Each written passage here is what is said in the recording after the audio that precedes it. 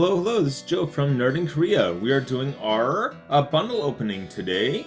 Hopefully today it's in shipping. It should be here today, but anyway.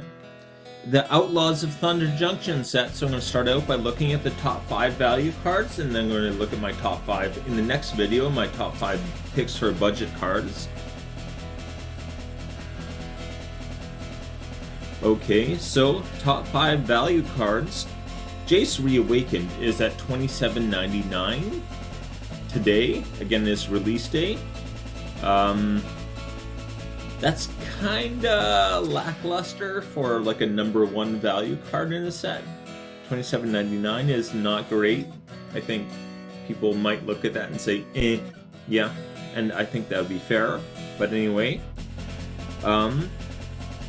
it also has a limitation on when it can be cast, so you can't cast the spell during your first, second, or third turns of the game. Okay, yeah. It does have a very low casting cost, as kind of the rebalancing there, and allows you to plot cards as long as it has value 3 or less. Basically, you can exile it, and then on your next turn, not the same turn, on your next turn, or a later turn, I should say, you can cast it at sorcery speed for free. Okay, so this can create a lot of value, and is a +1 on the Jace that is doing the plotting. A lot of times this second ability, I think, would usually be a minus, so that's kind of maybe something that people might not realize is a bit of an advantage there. And the ultimate is a -6, and it copies any spell. Okay, still, okay, you know, it's good. It's not, I don't know. The number 1 value card, I expect a little bit more pizzazz. But anyway, okay. Terror of the Peaks. Okay, I think this is better than the Jace card.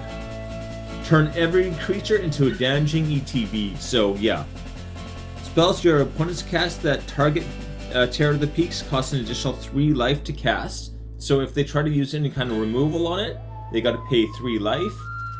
And if they don't, well, they can't even target it in the first place.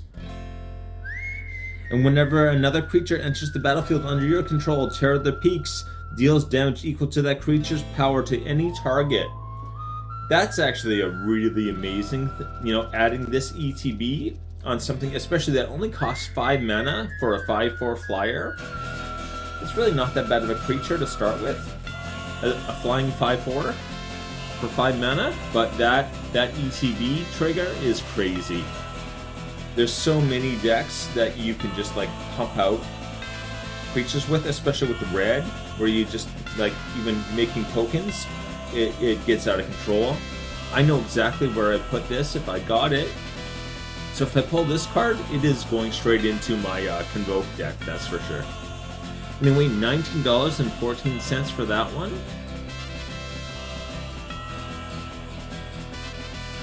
Next up, we have Gold Vein Hydra. Okay, this is...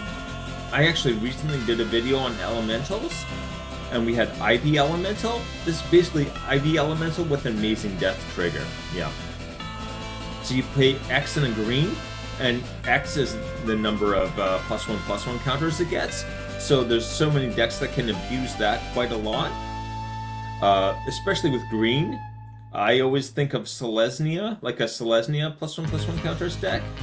I guess you could do it with any +1/+1 counter deck, but I think, for me at least, I automatically think Selesnya. And when it dies, you create a number of tapped treasure tokens equal to its power. Alright? To its power.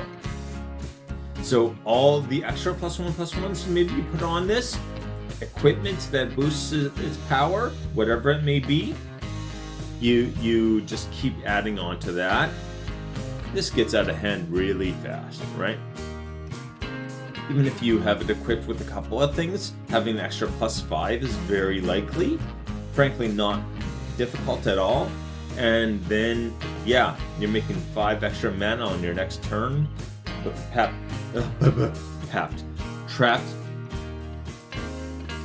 tapped. My brain is not good. Tap treasure tokens. Tap treasure tokens. Anyway, yeah. Okay. And that's $18.37. Okay, you know. A very good card. I don't know about $18.37. Seems a little steep for it, but okay.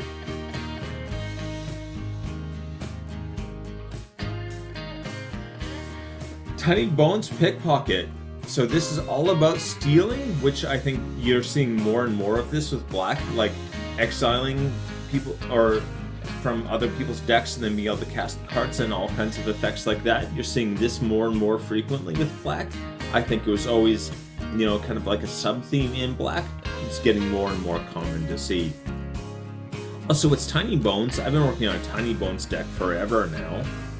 Tiny Bones discard for like the standard Tiny Bones. Anyway, this would be a lovely inclusion with that.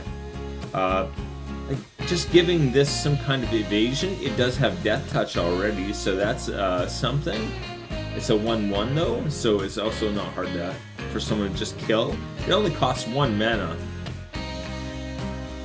Even if you're not getting the, you know, the trigger out of it, if you can only use 1 mana for a 1/1 and use that as a blocker, that with Death Touch, it's killing whatever, right?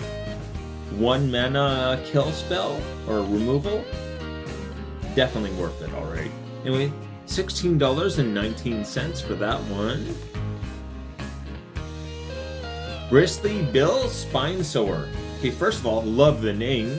I think that's just very amazing. A cactus man named Bristly Bill just works for me on every level. But anyway, landfall trigger, another nice thing to see. Whenever a land enters the battlefield under your control, put a +1/+1 counter on target creature. So, you know, green loves some landfall, and this is just an extra effect that you're going to be able to like get a lot of use out of. This is crazy. And it also has for 3 and 2 green, so ability-wise that is steep, but it also does not require tapping, so you can do this multiple times on a turn if you can afford it. Double the number of +1/+1 counters on each creature you control. So if you can, you know, even get 10 mana on a turn and activate this twice, that's going to get real carried away really fast, right? A lot of decks can get like 3+3+3s on all the creatures very quickly. Then if you activate that twice, that's +6 and then +12. That's like a game, you know, that's like a win con right there, basically. So yeah, again, I think of the +1/+1 Selesnya decks, but yeah, who knows? Anyway. Okay, we're going to get to the set opening next, I believe. Again, we're still waiting for it to show up. It should be here today. I'm really hoping it's here today. It's release day. So I want to get this video up, and I want to see what I get. I think there are a lot of interesting cards in this set. I think there are a lot that are very undervalued right now. In general, this set, like, it starts at, what was Jace, like $27, $28, and then it drops like a rock from there. A lot of these cards I look at, especially in my next video, I'm going to look at the budget ones. There's one in particular, the Riku of Many Paths, I believe. I see that one going way up.